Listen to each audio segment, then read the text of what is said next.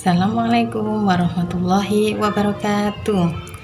Sugeng enjing bocah-bocah, pripun kabare dinten iki? Mugi-mugi sehat sedanten nggih. Dinten iki Bu Indah badhe ngajak bocah-bocah kangge belajar bahasa Jawa. Monggo disimak penjelasan Ibu Indah nggih.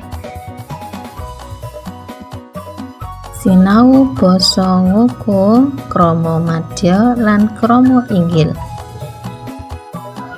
Basa ngoko yaiku basa sing dienggo omong-omongan saben dina tanpa mbedakake antara wong tua lan wong enom.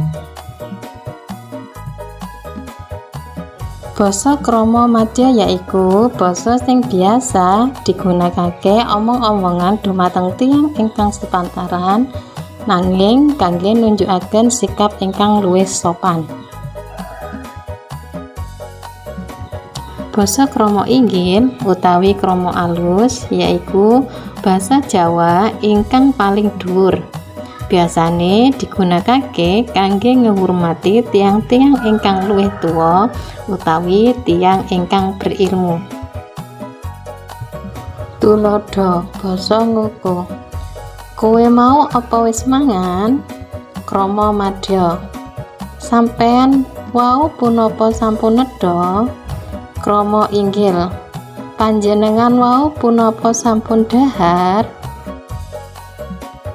Cukup sakmenten penjelasan untuk Ibu Indah, mugi-mugi bermanfaat kangge bocah-bocah sedanten. Sampai ketemu minggu ngajeng. Wassalamualaikum warahmatullahi wabarakatuh.